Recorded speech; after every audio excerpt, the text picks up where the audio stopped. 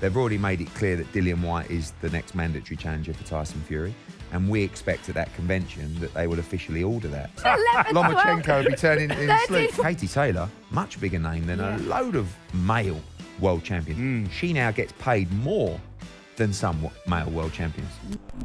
Joe presents From the Corner, brought to you by DAZN. Hello, fight fans, and welcome to From the Corner, brought to you by JOE and DAZN, the baddest boxing show on the scene, with me, David Alorka. And me, Swarzy Macaly. Each week we will have special guests from the worlds of entertainment and boxing. And when it comes down to all the chat, all the banter, all the special guests, and everything you need to know about the tea and the gossip about upcoming fights, here is where it's at from the world of boxing. On today's show, we have an exclusive interview with Kid Galahad as he prepares for his featherweight clash up against Kiko Martinez. We'll be heading to Doncaster to speak with Terri Harper, and we'll be introducing the brand new Headband Speed Ball Reaction Challenge. So there's a lot happening, but before we get into all of that, I'm very excited to introduce you to my first special guest, someone I'm gassed about, and when it goes down to boxing presenters, he is the best and the baddest in the game. It is the one and only, it's the chairman of Matchroom Sport. Ladies and gentlemen, welcome Mr. Eddie Hearn. Come on! I didn't know three people could make so much noise. Unbelievable.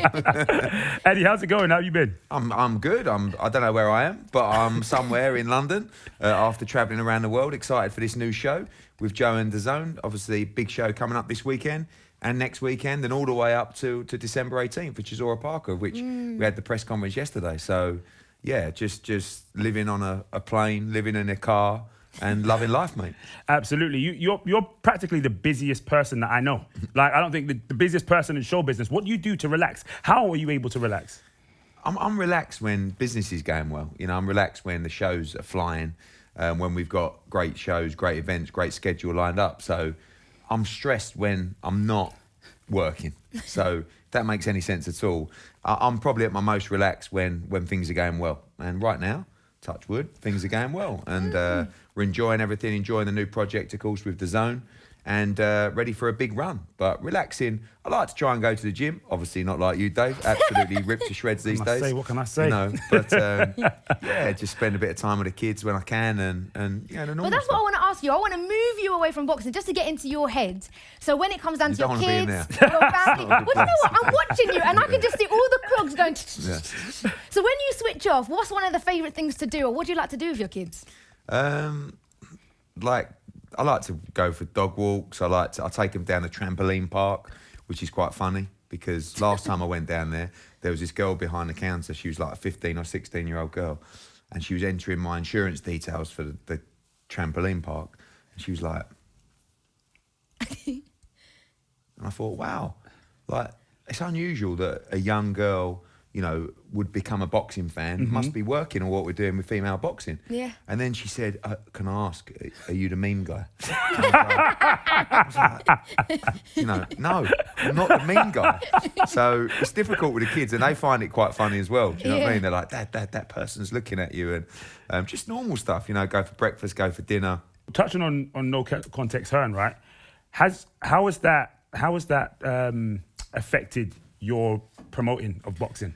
I guess it's helped, you know, like it's brought me to a different kind of audience, you know, an audience particularly across social media that might not normally be interested in boxing. So shout out to Andy, who's the creator of No Context Hearn, works for the NHS. Although that was a few years ago. Now I think he's got a big empire somewhere and a big business of merchandise and stuff like that. And I think it makes people laugh. Like that's the key.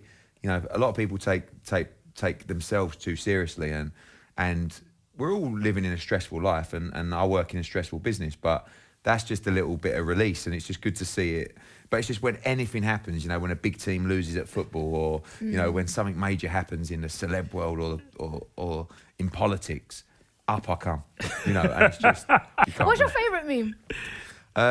Or which one do you get heckled at most? The one.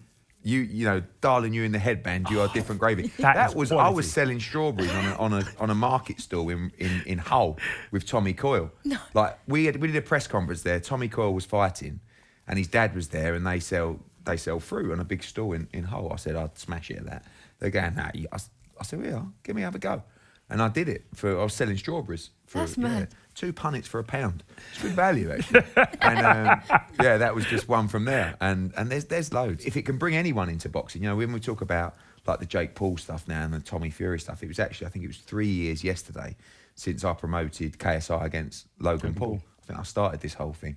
And what that did, that was the same kind of thing. Like it was quite an uncomfortable situation for me, being honest, because it was a new world. But what I saw was different faces coming into the world of boxing, and that's what we got to keep pushing, different audiences. And if they come in through Jake Paul, or if they come in through No Context Hearn, I don't care how they come. Just come in, follow the sport, and then hopefully you'll fall in love with it. Someone who's also a very, very big risk taker as well has been is Dillian Whyte. You said he's going to fight Tyson Fury next. When can we expect that to happen? Well, next week is the WBC convention in Mexico City, and that's when their sort of annual review of all the divisions take place and mandatory challenges and stuff like that. They've already made it clear that Dillian Whyte is the next mandatory challenger for Tyson Fury, and we expect at that convention that they will officially order that. So negotiations will begin, hopefully next week, for Tyson Fury to fight Dillian Whyte, and it's a really good fight. I think there's too many people, leave Tyson alone, he might retire now.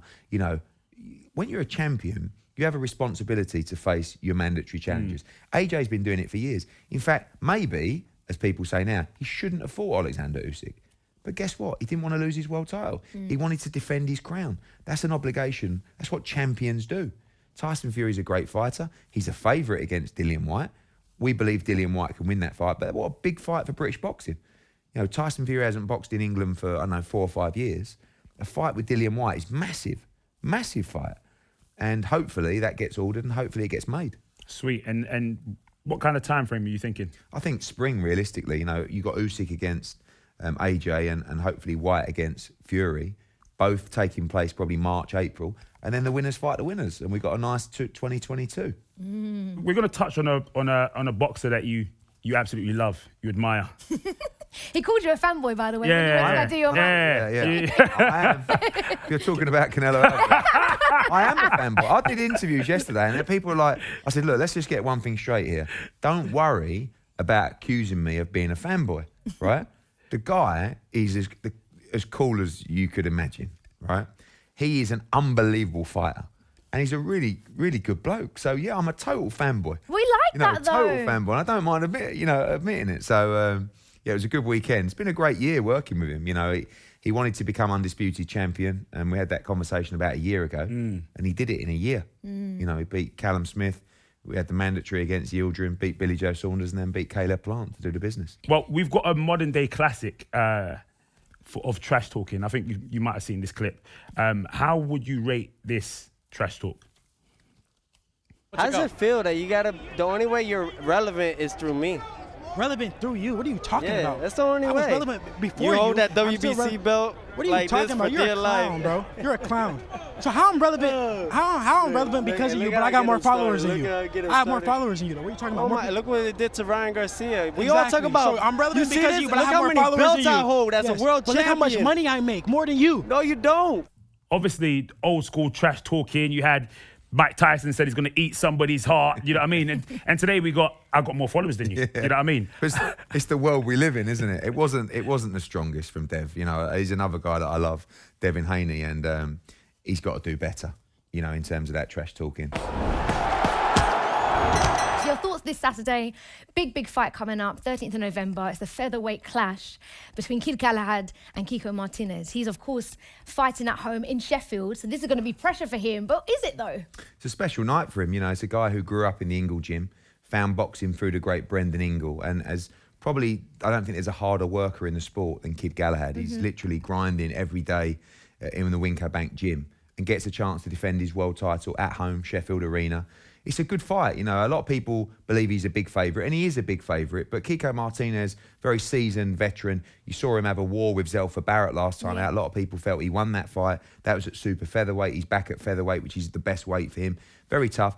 Last roll of the dice for Kiko Martinez. But Kid Galahad's a special fighter. He's very difficult to beat. And he's excited. He's excited to fight at home. After years and years of working to become a world champion, he achieved it. at fight camp in front of only, 800 people. Now he gets to do it in front of 5,000 or 6,000 at Sheffield Arena. So a big night for him. What I love about him is his hunger. And I think that's definitely something that you need to watch out for in the ring. But second of all, he said something in an interview about when you think you've made it, that's when it's over, because you've got nothing then to learn. So for the boxing world, what did we learn the first time we saw him? I think that what he means by that is that, you have to keep setting the bar higher. You have to keep changing your goals in life. And his dream would have just to become a world champion. A lot of fighters are. But when they get there, it's the special ones that want to continue. It's very difficult. Marvin Hagler had a great saying, which was, it's hard to get up and do your morning runs when you're wearing silk pajamas, right? And there was another Sheffield fighter who suffered from that problem, which was Nazeem Hamed. He's a guy that probably should have achieved a lot more greatness in the sport, but he got his silk pajamas and he really enjoyed them. And he enjoyed them, I can't blame them, because boxing is such a tough sport. And a lot of, the backgrounds are where these young men and women come from. Once they get out of that surroundings and create a life they've always dreamed of, do you really want to get up, put that work in, get punched in the face every day and have to go to the trenches on fight night? Right. The winners do. The special fighters do. And Kid Galahad is in that mould. Absolutely. I absolutely love that Marvin Hagler line. We caught up with the main man himself, Kid Galahad, this week. This is what he had to say. If I wasn't a professional boxer, what would I be doing? The only people who are doing well in my areas that I grew up with, drug dealers and gangsters. And the thing is, in that game is either end up dead or in jail. The thing that inspires me to get up every morning, I don't want to end up going back to nothing.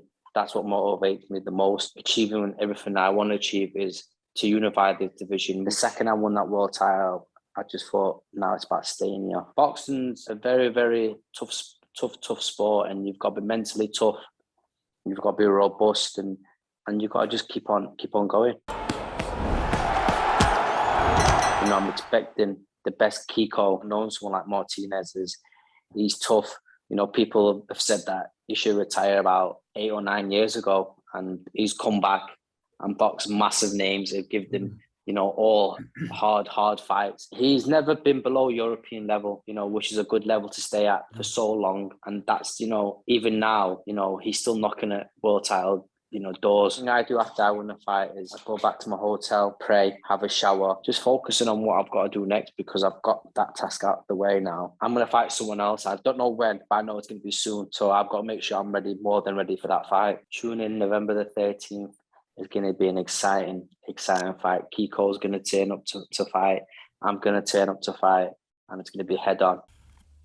Yeah, it sounds like he's expecting a very active Kiko. Yeah, like I said, we saw him against Zelfa Barrett. He put in a great performance, very close fight. That was up at Super Feather. He had a good win last time out in Barcelona. He's a good fighter. He's still pretty fresh. He's been around for a long time. Great wars with Carl Frampton, boxed Scott Quigg, boxed Gary Russell, boxed all these guys.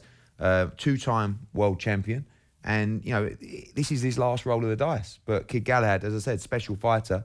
And you can see how dedicated he is, because he's still got the same sofa he had when he was 15. So, he doesn't want to invest yet. And one thing we'll be doing after this fight is buying him a new sofa. I love it. Someone else making an appearance this Saturday is Terri Harper. She's the WBC and IBO super featherweight champion, but she's also coming back from a hand injury. She broke her hand, so has been out for about a year or so, going to affect her performance this weekend. She's got a really tough fight. It's Alycia Baumgardner, who talks the talk and is a really, really tough individual. This is a dangerous fight for Terri Harper, because she's coming back from 2 operations. The first one, she broke her hand against Katrina Fanders and went on to win the fight, battled through, came out, had the operation, and then, funnily enough, well, not funnily enough, but opened a jar and a bone just kind of popped out of her hand. The next thing, she tried to carry on. She went back to get it rescanned, and they said, we're going to have to give you another operation. So it's fully healed. She's sparring perfectly. She's ready to go. There's a big kind of road to undisputed situation at the super featherweight division. Michaela Meyer just beat our girl, Maiva Hamadouche, at the weekend. She has 2 belts. Terri has 2 belts. There's Hun Min Choi as well, the other champion that Terry's going to fight after this. But this is a real banana skin against Alycia Baumgardner. Very, very talented American fighter. And I expect a thrilling fight in this one. Now, obviously, she's had quite a significant time out of the ring.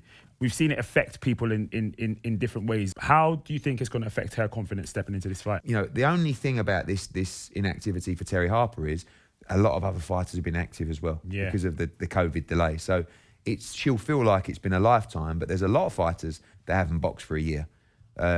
I worry more in this fight about the ability of Baumgardner. Like, this is not...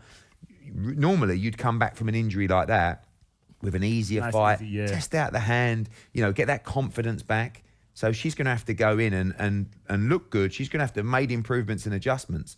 And this is a really tough fight. Well, let's listen to the lady herself. Here's Terri Harper from the Doncaster gym. I probably started back when I was around 10 years old. Just randomly seeing on a TV programme they were boxing on there one day, and my dad was like, what do you reckon to giving boxing a try? So we went and found a local amateur club next day, and I just fell in love ever since. My boxing nickname is Belter, and that goes off my ring walk song, Joe Cinnamon Belter. And my nickname, if you'd seen me, bumped into me around the street, is Teabag. Bit of a funny one, I don't know why, it's just from growing up, my dad's always just called me Terri Teabag. Nice work, Teabag. Good, isn't it? Lovely. So I'd say the best thing is definitely the fight night. You just have this massive build up for that many weeks. For me, the worst thing is the dieting. Just because I'm a big foodie and I do really love my food. I've got one more week before I can start eating brownies again. I know a lot of the young kids coming in the amateur club get down if they've had a defeat or anything, and I always have to remind them, as long as you're enjoying it and you're getting the experience and you're building yourself as a person and a fighter, then that's all that matters. I said it was one of the biggest setbacks in my life, not just my career. I had a couple of weeks out after my operation, and then I kind of just built myself back into the gym, and I've been able to come and work with Andrew and work on stuff that we would never have the chance to do if I were in a fight camp. I know that I'm coming into a fight, and it's not just a move around. I'm not just fighting a nobody. I'm coming with someone who wants to win. Everyone loves to see an upset. Even I love to see an upset as a boxing fan. So I know she's going to be coming and throwing kitchen sink at me, but these are the fights that will get the most out of me. Like you say, it excites me, and I'm just excited to get in. So the dream for me is now to go on and become undisputed. This is only the beginning. There's more that I want to do. Obviously, I'm down at super featherweight. I can hopefully eventually move up weights. I want to fight the best in all weight divisions. So I bring that excitement. I've got the power for a knockout. I can box, I can move, I can fight on the inside. Probably an all-round fighter, and it just depends on the night and my opponent on what style you'll get from me. You've got so many women who are making boxing exciting, and so do you think there's going to be a day where we will never make the divide between male and female boxing? It will just be boxing. We're getting there. I mean, when we started with Katie Taylor, and she convinced me, without sort of unintentionally convinced me, because I fell in love with her passion and her desire and her ambition, that this could work. And every fight, every championship fight you're seeing is a thrilling fight. You know, you go back to Chantel Cameron the other week, amazing fight. Michaela Meyer and Hamadouche last weekend. Terri Harper against Baumgardner, this will be a brilliant fight. Katie Taylor against Serrano, hopefully, after her fight on December 11th. And it's easy for me when I'm selling something or I'm trying to convince it. It's literally just watch. Yeah. Make your own opinions. It's never going to be for everybody, because there are some people who come from an old school mentality who just say, I don't think women should be fighting, right? But that's not really up there on the equality stakes and in terms of, you know, an equal platform and giving people the opportunity to do what they want to do. Yeah. You know, why shouldn't women be allowed to box? So I always have the argument, sometimes with female fighters as well, when you talk about the equality of pay. This is always a big sort of debate around boxing. It's nothing to do with men and women. It's about the value of a fight, right? So someone say, well, I'm not getting paid as much as other world champions. Yeah, but maybe you're not as big a draw as other world champions. You don't sell as many tickets. You don't drive as many subscriptions. You don't do as many views. You haven't got as many followers. I was going to say. He was onto it. Yeah. But that's the reality. Where we need to get to is when there is that equality. Yes. The money is the same. So Katie Taylor, much bigger name than a load of male world champions. She now gets paid more than some male world champions. And as long as we can have that equality, that it's not male or female, It's just a business, and Yeah. your draw is your draw. You have a value, and that's what you're going to get paid. Yeah. Fabulous. Well, we wish Terri Harper massive luck this weekend, and Kid Galahad too. Now, Eddie, we know you work with a lot of boxers, but who are you actually a fan of? Don't answer the question yet, because we want to play Frankenstein's boxer with you. All right, this is a game where we'll throw different boxing attributes at you, and you have to associate a boxer past, present, or somebody in the future that we don't know of to them. So we're going to start. The chin of... Do you know what? Underrated chin. Muhammad Ali. Everyone talks about his footwork and his skill. Watched fights. I mean, even when he was done against Larry Holmes, when he busted his jaw, in the Ken Norton fights and, Fraser fights, and check out the chin of Muhammad Ali. Unbelievable. Even when he was finished and he was shot in the game, watch the chin. Especially at heavyweight as well. That's ooh, you need a chin. Punching power of... I'm going to go, it's a little bit predictable, but I'm going to go with Mike Tyson. This is a guy, I saw him in Vegas. I say he's tiny. He's obviously not tiny, but he's tiny in the heavyweight division. Yeah. And he was just stretching people out of there, for non-stop. So, again, Mike Tyson, punch power. Okay, and then footwork? Footwork, I'm going to go with a great called Pernell Whitaker. Brilliant fighter. Unbelievable footwork, unbelievable defence, balance. Pernell Whitaker. Okay, trash talking now. I didn't know how much you're into trash talking, so... Yeah, trash talking. I mean, probably Mayweather.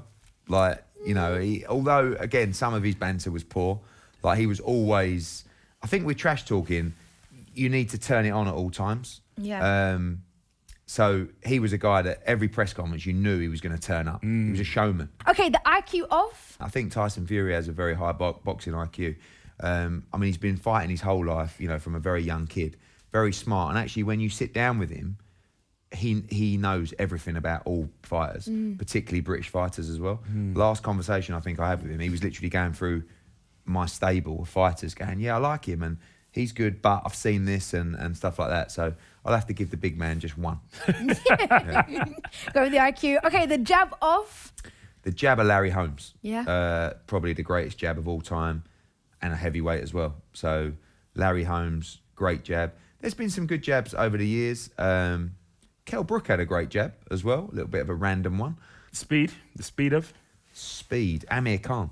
That's a good choice. I don't think I've seen a fighter as quick as Amir Khan. So fast, blistering hand speed. It has slowed down now, but in his prime, probably one of the fastest fighters I've ever seen. Absolutely. I thought he was going to go Manny Pacquiao. Yeah, he's up there as well, but I'll give that one to Amir. Absolutely. Right hand. It could be Deontay Wilder. When you talk about power in the right hand, I mean, AJ's got a great right hand as well, but probably detonating power, probably Deontay Wilder. I mean, it's probably the only shot he's got in the book that's going to really give you some serious damage. But it is one that can he can beat anybody in the world, Deontay Wilder. Yeah. With that shot, and that will always make him dangerous. So he has a great right hand. Left hand? I think just because he used it so well on Saturday, I'll go with Canelo Alvarez. Got a great left hook as well. It's kind of like a bit of a check left hook. But people use it in many different ways. Trying to think of another great left hooker. There was a fighter, this is wasted on this show, no disrespect, but it's because no one's heard of him other than me and my dad. There's a fighter called Mickey Hughes who my dad used to promote, who knocked out Gary Jacobs, the Scottish world champion, once at Bethnal Green. He had a great left hand. Very random. Look it up on YouTube. Keeping us plugged. So no, the views of that is going to go up, all the way up. Okay, finally, the heart of... I suppose I'd say Arturo Gatti. Again, for those who haven't seen it, go back and watch the Arturo Gatti Mickey Ward fights. Just tough. You got to just nail them to the canvas. Absolutely. Well, that's your complete Frankenstein. Basically, boxer. 3 answers for everyone. Fantastic. Eddie, who is your favourite current boxer? You've got a wide, massive stable, and this person doesn't have to come from your stable, but you probably will. The answer. Look, if you're talking about outside of our stable, again, Canelo Alvarez is the guy. But a lot of good fighters. You know, we talked about Inoue, Tyson Fury doing great stuff as well. I like Beterbiev. You know, I think he's a very exciting fighter. You know, across other weight classes, there's a lot of good champions out there. In the lightweight division, Teofimo Lopez, we don't promote him, but he's great. Tank Davis, I think he's incredibly entertaining. Shakur Stevenson, I think is unbelievably skillful right now. So, you know, I do have to give props for guys we don't just promote. In our stable, young Johnny Fisher at the moment, the Romford Bull that is causing waves in the heavyweight scene. Jordan Thompson, who's a young cruiserweight, looked good last time out. Dalton Smith, look out for him, 140-pounder. I think he's a future world champion. And then you've got the guys that are knocking on the door. Joe Caldina, great fighter. Joshua Boatsi, really tough fight coming up. He's almost ready to go. I'll get told off for not mentioning others, so I'll stop there. But yeah, we've got a great stable. Absolutely. If there was one fighter that you don't have, that you could steal from somewhere else, who would it be? Well, Tyson Fury might be up there. I mean, I had my chance to sign him, and it was, you know, we were in Monaco, and he was about 27 stone. And he turned up for this meeting, and I just looked at him, and he wanted all this money for all these easy fights. And I thought, you ain't ever going to fight again. And then when he knocked out Deontay Wilder, I thought, oh, lovely, thank you. So I think he'd have to be up there as well. Other fighters, I'll throw Jerome Boots Ennis into the ring, 147-pounder, right on the verge now, fighting for the world welterweight title. Really, really good fighter. Right, Eddie, we're going to see if hanging out with the world's elite boxers has rubbed off on you. You are the first participant of the Headband Reaction Ball Challenge. We're going to be testing your hand-eye coordination. We'll be counting how many times you can hit the ball in a row. Here is the headband. You know that line? I've never done this, not once. And I've got a suit on, headset, I've got all the excuses going on, you know what I mean? Listen, we're not going to have any excuses whatsoever. We're going to see how many times you can hit the ball in 30 My head's so seconds. big, I can't even get it round it. Okay. This is not going to end well. I'm getting You're out the way. doing gassing, I'm doing the counting, I'm getting out the way. All right? Right. All right, 30 seconds. Timekeeper, we ready? Okay, this is going to be really embarrassing. Okay. It's going to be on the memes. Right, 3, 2, 1, go. What is Come on, Eddie, beautiful. Come on. 4, 5, yes. 6, 7, Left 8, and right. So I'm seeing them, Eddie. Oh my God, the coordination's terrible. 11, Lomachenko would be turning in his 13, sleep. 14, And so would Katie 15, Taylor, to be fair. She's good at this. 18, Even Joe 19, Joyce can 20. do this one. Where's that one going up? Under the armpit, Eddie. Come on, Eddie. 23, 24, 25, 26, Come on. 27, 28. Whoa, Hey, I took out the TV. Hold on. Hey, hold on. Hold on, strong one there. Gosh. Oh, hold on. 29. Oh, I've got it now. I've got it. Oh, days. Terrible. Just messing up the kit, really, isn't it? I'll stick to the speed ball. Yeah, stick to the promoting. Yeah, definitely. We want to say a massive thank you to Eddie Hearn for coming through today. Remember to find us on the Joe YouTube channel or wherever you get your podcasts. This has been From the Corner, brought to you by JOE and DAZN. You've been listening to From the Corner, brought to you by JOE and DAZN.